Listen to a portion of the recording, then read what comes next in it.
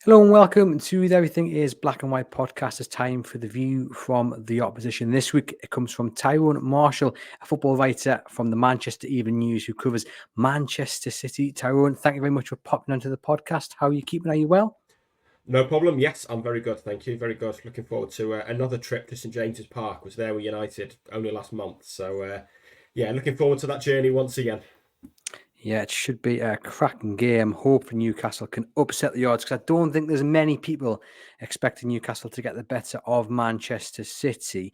But looking from the outside in, Tyrone, it's not been the vintage Manchester City that we've come to know and expect. They have been pushed quite close to the line by teams you would expect them to run wild over, the likes of Luton and Sheffield United. But their form has picked up of late. Would you say that we're starting to see the old Manchester City, or are they still beatable?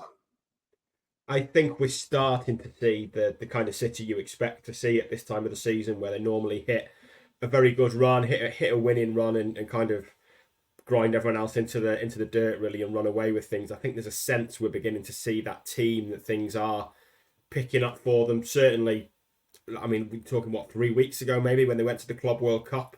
They'd won 1 in 6 in the Premier League. They were fifth when they came back from the Club World Cup, and I think there was a sense then that things weren't quite clicking, things weren't quite working. Even though Guardiola kept saying he was happy with performances, they were dropping points you wouldn't expect. But it seems that Club World Cup and that week in Saudi Arabia has been really good for them. You know, the football over there was pretty routine, but I think having that week together has made a real difference. And since they've come back, they've been really good. I think that Everton game, when they came back and found themselves 1-0 down at half time, to go on and win that 3-1 with a good second half performance, to come from behind, to kind of build on that momentum in Saudi Arabia, I think was big. And I think we're seeing now a City that I think are that you would kind of expect to see, that have definitely improved on probably what we were seeing a month ago. So, what do you think was missing in those weeks when it was a little bit turbulent, and how has Pep Guardiola managed to fix it, or seemingly getting back to that old City that we've come to know and expect in the Premier League? I mean, it's very difficult to say, to be honest. I think they've had injuries, not loads of them, but you know they haven't got a huge squad. I know it's a bit of a myth that they have this deep squad. What they have is 15 or 16 brilliant players, and after that, not an awful lot. So they've had a lot of injuries, and I think there was just a sense that maybe they were just a little bit too casual, really, just gone off the boil. Maybe needed something to get them going, a bit of a challenge to get them going. I mean, the extent to which they were outplayed at Villa Park was remarkable, really. I don't think anybody expected that come in. And then the game before the Club World Cup, where they were 2-0 up and just totally cruising against Palace, and they just took their foot off the gas and let Palace back into that game from nowhere. And you know, I think there was, they won't admit it, but I think there was maybe a little bit of complacency just creeping into them then, and I think they kind of needed that chance to reset, and the Club World Cup probably gave them that. I guess given the standards that Pep sets, and when they fall so short below them, that it just acts as motivation, I guess, to get it right, and spurs them on to find the remedy and fix the issue. And as you say, it seems like he's on the road to doing that, if not already has sorted it all out. Yeah, I think so. And there was always that feeling this year of where would the motivation come from? What would it be? They've won so much under Guardiola. They won the treble last year, and you know he always talks at the start of the season about whether he can see that kind of fire in the players' eyes, that they want to be there, they want to go again. And last season would have taken a lot out of them. They actually started really well, but like I say, there was then that sense that things weren't quite clicking, and they went to, you know, they put a lot of focus on the Club World Cup. I think a lot bigger than certainly fans did. As nice as it is to win, I think for the players it was really big. And they've, Guardiola, when he was over there, and a few players since, have talked about kind of closing the circle, and that being kind of almost the end of 7.5 years, that they've taken 7.5 years to win everything, and this being a refresh now. And when you speak like that, you can kind of come out of a tournament like that and think, well, we have won everything now, and your standards can drop. But it does feel like it's had the opposite effect for this team, that they have kind of closed that book. That I think they felt a bit of pressure to win that tournament, because European teams should always win it, and City knew that they needed to win it. You never really know when you're going to be there again. So I think once they'd won that, it has given them the chance to say, right, what is next? And next, I guess, is try and win the treble again if possible. And it does feel like it's done them some good, and they have risen to that challenge. And maybe being questioned has actually helped them rather than just being top and being a point or 2 points clear. The fact that they could have gone 10 points behind when the Club World Cup, they went down to fifth in the table, and I think having everyone kind of questioning them and writing them off has maybe given them something to rally together behind. And they've found their form probably just, I don't want to say just in time, because that maybe is a little bit of an over exaggeration, but they are 5 points behind Liverpool with that game in hand. And as you say, they could have been a lot further behind. So from a City point of view, really important that when they did come back from Saudi Arabia, that they didn't slip further behind, and they continued that winning form in the Premier League. Yeah, absolutely. And it could have been worse for them over there. They were very keen not to talk about the Premier League and just to try and forget what was happening back home. But Liverpool did play twice. I think three times, in fact, between City's games there, because they had one postponed and then played late after Christmas. The fact that Liverpool and Arsenal drew with each other while City were away was probably a bonus for them. That was the best possible result, really, that neither team stole much of a march on them there. And yeah, they had to come back and win games. Like I say, if they go on to win the league this year, I do wonder if that Everton game will prove to be quite big, because they went 1-0 down. They were 1-0 down at half time, and they hadn't played badly. They were clearly the better team in that game, but the fact that they'd won 1 in 6 in the league, they'd let Leeds slip, they'd just been a little bit casual in games leading up to that. It felt like if they'd have lost that, everything that they'd said in Saudi Arabia, all that momentum they'd built up, would have gone. And the fact that they came behind and won that game, the celebrations in front of the away end at Goodison were really big that night. And you did feel like maybe that 45 minutes where they went from 1-0 down to 3-1 up, got the win they needed in what is a tricky place to go at the moment, given kind of what's uniting Everton there. It did really feel quite big, and like I said, they've won every game since, and it does feel like they're hitting their stride now with some big names to come back as well. When you look at the performances against, say, Palace, against Luton, you mentioned Everton there. We could even throw in the game against Sheffield United as well, because the City weren't at their best. How did those teams at least threaten to get the better of Manchester City, or in the case of Palace, even it managed to get a point? And what can Newcastle United take from those performances of the opposition of City there and City? Or is the question a little bit irrelevant, because since they've come back from the Club World Cup, it's a total different City to what, say, Sheffield United faced prior? A little bit, yeah. I think there's certainly a case for that. I mean, the biggest thing they've done since the Club World Cup is tighten up defensively. Since going there, they've kept 4 or 5 clean sheets, and they've not been difficult clean sheets to keep. There was the semi-final and the final over there, the Palace, the Sheffield United game at the Etihad and Huddersfield. So it's not like they've been unduly testing. They're keeping clean sheets against big teams, but they've been conceding a lot of goals before then. I think it was something like maybe 8 in the league without a clean sheet. So it feels like they've tightened up a little bit, like they've got a bit more control back. You look at that Palace game, and it's hard to kind of. I don't think it's impossible for any team to look at that and think we'll do what Palace did, because it was kind of just a fluke. Palace were never in that game, and then suddenly they had 2 attacks and scored 2 goals, really. And it's a fantastic result for Palace, but you wouldn't look at it and think that's a long-term strategy. And I think when they beat Sheffield United 2-0 a couple of weeks ago now, it was a much more. They kind of took that was probably the Palace game was the one where it felt complacency crept in most of all, that they were 2-0 up and they just kind of thought it was 1. And against Sheffield United, there was no sense of that, and they never gave them a sniff. And I think they've improved in that. But like I said, they've not faced opposition of the calibre of Newcastle, I think it's fair to say, since coming back. Even Everton, talking there about it being a hard place to go, which it is, excuse me, but they're not in brilliant form at the moment. So they've kind of had an easier run of fixtures, and after Newcastle, they've got an easier run of fixtures still. This is a 2-month period where they've got a very appealing run of Premier League fixtures, and Newcastle away always stood out as the one that was kind of the real big test for them in there. Well, fingers crossed, from a Newcastle point of view, it is a big test for City. Newcastle haven't been in the best of form themselves. Really horrible run in the league. They did beat Sunderland in the FA Cup, a local derby, which hopefully can be the turning point for their season.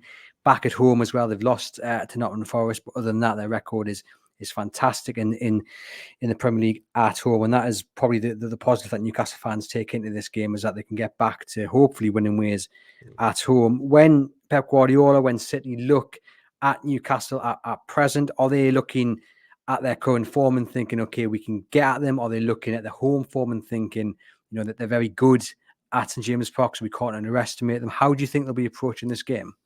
I think they'll be cautious and nervous about it for sure. I think going to St James's Park, they'll feel that's a difficult game, that the atmosphere is going to be intense. There was obviously the 3-3 game. There's a lot there that I think will make Guardiola and City fairly nervous. And like I say, this game has always stood out in this run as the one real test. And Newcastle haven't been playing great of late. They obviously got that big win in the cup, but it does feel like generally it's quite a hard place to go. I mean, that Forest result stands out really as something you just don't really expect from Newcastle at home these days. So I think City, especially with this being a 5:30 Saturday kickoff, I think City will expect the atmosphere to be pretty intense and pretty fierce. So yeah, I don't think there's any danger of Guardiola underestimating him. I think when we hear him in his press conference, I think he'll be lavishing praise on Newcastle and Eddie Howe, and making sure his players know that they're going to be in for a really tough test. Yes, he's always very respectful, isn't he, of Eddie Howe and Newcastle United. In terms of City's approach on the pitch, Tyrone, how will they set up? How will they take the game to Newcastle? Will they invite Newcastle on? Just give our listeners a bit of insight into how City will approach it on the pitch. I think they'll look to control it. That's always been Guardiola's watchword recently, certainly in recent seasons. He's kind of embraced the chaos a little bit more this year. He's certainly, when the players have been fit. I mean, for a while we had the front four of Haaland, Alvarez, Doku and Foden, which is the most direct attacking front four he's probably fielded in years at City, maybe ever. He normally wants wingers like Grealish or Bernardo that can play the extra pass and come inside, and he's kind of forced into playing this more attacking front four, and it did work for them. We're kind of seeing, I think, them heading back towards control a little bit now. I'd be very surprised if Haaland started. His injury status has been a bit of a mystery for a while now, and although he's back in training, there's been a few weeks now where you kind of expected him to be in the squad and he's not there, so maybe he'll be on the bench at the weekend. But I think it'll be Alvarez up front. The big question mark is does De Bruyne come in? But I think City will look to play it. They'll look to dominate possession. They'll look to stop Newcastle, and I think they'll see Newcastle as a real threat on the counter attack. And as a result, I think they'll just look to basically not lose the ball. And if they do lose the ball, to have players behind it. So I think we'll see a City, I think, trying to control the game and win that way rather than going gung-ho. Certainly going to be a big test for Newcastle. You mentioned there De Bruyne, Haaland returning from injury. I mean, they're two big players not to be in the starting 11, but also when you look at the options that Pep has got, he has got options, people who can come in and replace them. And I was looking at the lineup for the FA Cup game against Huddersfield, and City's bench was rather eye-watering, whereas Newcastle are still struggling with injuries. They haven't got options to change it up other than who they have got in that starting 11, really. So how have City coped recently without their big names? Yeah, you'd have to say fairly successfully. I mean, it's been just over a month now since Haaland played. Same for Doku, who's had a real impact this year, and De Bruyne hadn't played since the first weekend of the season and until last weekend. So and John Stones is another who's absolutely vital to the way City play in terms of what he does in that kind of central midfield centre back hybrid role. No one else can really do that, and he's had a few problems this season. Has missed games, so they've missed some big players, and to be where they are, I think you'd have to say is a success for them, and that is the good thing this year. That arguably, when everyone's fit, Guardiola's probably got more options than he's had in recent years, because if everyone's fit, you've kind of got the option of Foden or De Bruyne or even Alvarez in that role behind Haaland, Doku or Grealish on the left, Foden or Bernardo on the right. There's a lot of options, especially in attacking areas there for Guardiola when everyone is fit, and I think that's probably what's swinging it back towards their way in terms of looking ahead to the run-in the second half of the season, that they have got big name players coming back, and they've coped pretty, maybe I should say very well, really, without them, especially Haaland over the last month, and De Bruyne for the entire season, really. It must be nice to have those options. I can hear Mm-hmm. our listeners, especially early in the show when you mentioned City suffering from injuries. I think their phone or Alexa were probably gone out the window when you mentioned that. Yeah, it's fair enough. Newcastle have had it tough, haven't they? Unbelievably bad luck of late. Callum Wilson will be missing. Joe Linton's a doubt. And no doubt Eddie Howe may unfortunately spring another surprise on us on Friday morning when he talks about who is available and who is not. You mentioned there City trying to control the game. And what will be really interesting is to see if Newcastle can rediscover the press, which has made them so fantastic. For me, they are probably the best pressing side in the Premier League when it has worked. It's of late, it's not worked because of the injuries, that the players are looking tired, a bit disorganised. It's kind of the first real run of weeks where Newcastle haven't been playing weekend, midweek, and that's going to continue, obviously being out of the Champions League and what have you. If Newcastle, and I'm a little bit doubtful, I think unfortunately this game might come a little bit too early, but fingers crossed from a Newcastle point of view, they do rediscover the press. We saw in that game last season, that 3-3 draw, if Newcastle have the press, City can struggle somewhat.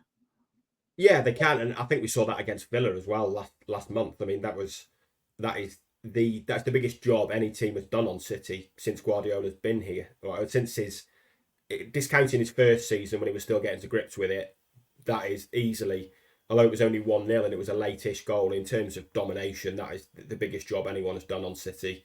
I think Villa had 20 shots and City had 2. They were in the same attack in the 11th minute, and they didn't have a shot after that, and they were even chasing the game at some point. And no one does that to City, and Villa did it. Villa did it through energy and intensity and that press, and playing a high line and just putting so much pressure on the ball, and City just couldn't really breathe and couldn't get control of the game. So that is the way to do it. Like you say, Newcastle have got that in their locker, I think. And if they can produce that, I think it would make for a pretty close game, I think. Fingers crossed. I think it will be a massive blow if Joe Linton, as we expect, is unavailable, picked up an injury against Sunderland, which means it'll probably be Lewis Miley. So you lose that physical element that Joe Linton brings to that midfield three. And the midfield's really been an issue for Newcastle of late. Often when they go forward, you will find the three-man midfield kind of on the edge of the opposition box. And if they don't produce a goal, then the opposition can counter and punish Newcastle. Is that something that City might look to take advantage of? Yeah, possibly. They're kind of hit and miss with counter attacks. Like I say, Guardiola was, especially last season, he really prioritised this idea of control to the point that he didn't want his team to counter attack. He wanted them to stop and play. He always talks about playing 100 passes, and the idea of that is that it allows his players, to be in the right position, so that if they lose the ball, they're guarding against counter attacks. So once you've had 20, 30, 40 passes in a move, you should have every player in the right position, and if it goes wrong and you lose it, you're protected. So City often kind of shy away from counter attacks. They've become a bit more direct this year, I think, through necessity in a way, because of the people who've been playing. So I think it's a weapon. It's clearly a weapon they've got. It's one they've used a bit more this year, and I guess it kind of depends on who they play and who's fit. And the real interesting element is probably who plays in that kind of most attacking midfield role, because it's De Bruyne owns that position. I'm not sure he'll be considered fit enough to start a game yet, but Foden has been sensational there of late. He really has been brilliant, and I think if those options present themselves, then he's great at carrying the ball forward and playing those passes in behind. So that's certainly an option City would look to use. But equally, it wouldn't surprise me if City start a counter attack and Guardiola's screaming on the touchline for them to stop and let everyone get settled, because he likes the structure to his team and his players being in the right position. I guess from a Newcastle point of view, they get into goal scoring opportunities. They've got to take the opportunities, because you don't get many against Manchester City. I think that's another thing that's probably been lacking of late, is they've just not been clinical enough when they've been in goal scoring opportunities or goal scoring positions. In terms of the main strength of Manchester City, then, if you were sitting down with Eddie Howe and you were saying, Eddie, this is what you're going to have to stop, what would you be telling them? That is a tricky one because I don't think it's weirdly. I think last year when they won the treble, it was defensively and the fact that they'd the strange thing about that success was that Guardiola was a manager who wanted to field a team of central midfielders who ended up playing a defensive central defenders. Basically, it was four centre backs, and that's what City were great at, that they could commit so many men forward last year because their defenders won one-on-one duels. That has been more of a weakness this year. Diaz has gone off the boil, but previously, at this stage of last season, or maybe March onwards last season, Guardiola would have thought nothing of letting Diaz defend one-on-one against Isak, for example, because he knows he'd win the duel, and he'd let Walker or Stones or whoever was playing right back against Gordon because he knew he'd win the duel because City had four big physical defenders. That's probably gone a little bit this year. So at the moment, I mean, their greatest strength of late has probably been the number of chances they're creating and the fact that they are looking so good going forward again. So that is probably the threat. And if there is, if you're looking for a weakness, maybe the fact that, like I say, they've not defended that well of late, that the one-on-one duels that they were winning last season, they've been losing this season. That's something that Newcastle are going to test in a way that their recent opponents probably haven't. From a City point of view, who do you think the one person above all else in that Newcastle United side is the one they'll be looking to keep quiet? Um, I think it would probably be one of the forwards, maybe Isak or Gordon. I think they will fear that pace on the break and that ability to hurt them, and that if they do get caught 2v2, then they are really dangerous players. So I think they'll be looking at those, rather than a midfielder, for example, as good as Jimenez is, for example. I think they'll look at certainly. I think those two, maybe Isak ahead of Gordon, but I think those two they'll be looking at and thinking they are the danger to us. They're the ones that are probably going to hurt us. Fingers crossed they can do. We can't end the episode without talking about a certain Kalvin Phillips who has strongly been linked with a move to Newcastle United. Now, listeners of the podcast know I'm not really in favour of such a move because I question just how match fit he can really be given his lack of minutes. You might be able to tell me I'm totally wrong with that criticism. What is your understanding of Kalvin Phillips's future? Is it likely he leaves City, and do you think that maybe Newcastle is the most likely destination?